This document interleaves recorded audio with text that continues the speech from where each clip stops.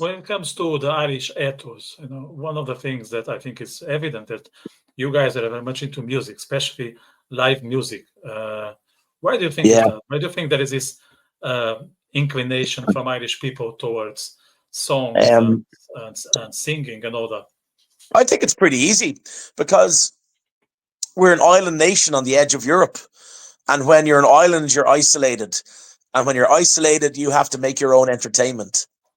And so down through the years, we just got used to having to entertain each other, whether it was writing or dancing or performing music. That's what I always think. Because we're an island, we need to entertain ourselves. And we always do. And it's now intergenerational. We always have to just find new ways. But the unfortunate thing about it, Vitor, is that there's music venues closing down, or there's music venues that there's not as many venues or places to play as there was maybe 20 years ago. But at the same time, the band that I rehearse with, the Full Irish, we rehearse in Glasnevin at a really nice little rehearsal studio. Well, not a small rehearsal studio. There's must be about 25 rooms. And every time I go past these rooms, it's packed with music. Absolutely packed with music. There's rock music. It's not just like I've bumped into some kids who are like jamming hip hop. They're like 20, 21. And I've talked to them and they're great kids. I've heard people playing metal. I've heard people playing reggae. I've heard people playing grunge. So it's still alive. There's a call for it.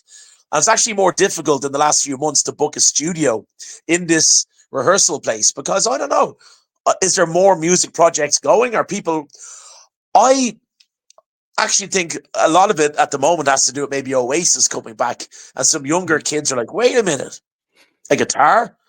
People can sell out Croke Park with a guitar, and it's electric. It's not just acoustic Ed Sheeran, great Ed Sheeran, great.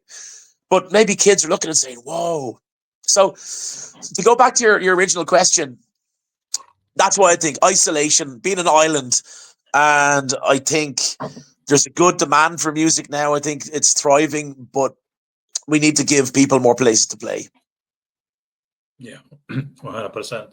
So when I had a band, we're all teenagers and we were all stupid to a degree. It's part of being a teenager. We're Some still people, stupid. we're still stupid, exactly. Yeah, even more Oh yeah, sometimes. And always. we had issues among ourselves, and I think they were mostly related to ego. So we were that dreamers that we would say, okay, in the cover, I want to be on the second page, Yeah. and we need to have like 6 pages in between without photos. So the next person has to be in the book in page 8. And Yeah.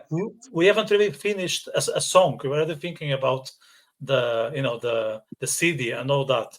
So how Correct. do you manage egos within a band?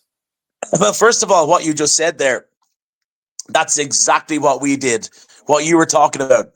When I was 15, that summer, we all decided what instruments we were going to play.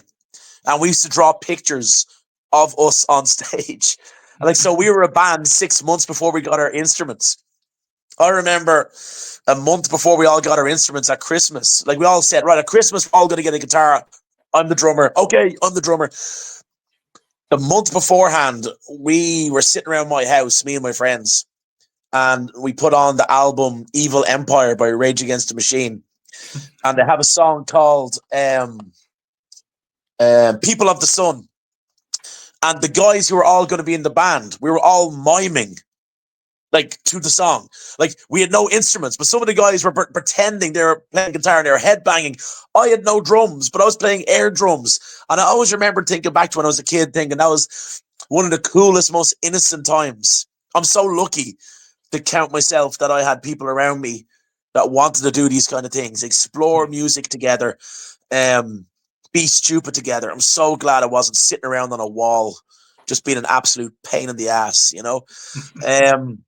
But sorry, what did you say there a moment ago? Again, sorry, I lost my train of thought. About the ego management. So Yeah, ego management. Sorry, yeah. Sometimes there are clashes. Yeah, it does. It can from time to time. I've been very lucky where it's relatively controlled. I mean, I've been very lucky where I've been in projects for most of the time that we all know the reason why we're there and it's the common good. But don't get me wrong, it still happens. There's times where, like even recently, it's like, okay, let's start the song. 1, 2, 3, 4. And then someone would start playing by themselves and not following the tempo. And it's like, oh, come on, what are you doing? So um I've been very lucky though, Vitor. I haven't really had a lot of problems with egotistical people. We all have an ego, but luckily I've been in bands with people who kind of control it. Maybe it's also culture, because my perception of Irish, that you guys are not as much as egomaniacs No. like the Mediterraneans, I think. And it's very bad seen if someone is, let's say, bragging in public. Yeah. It's almost like a sin.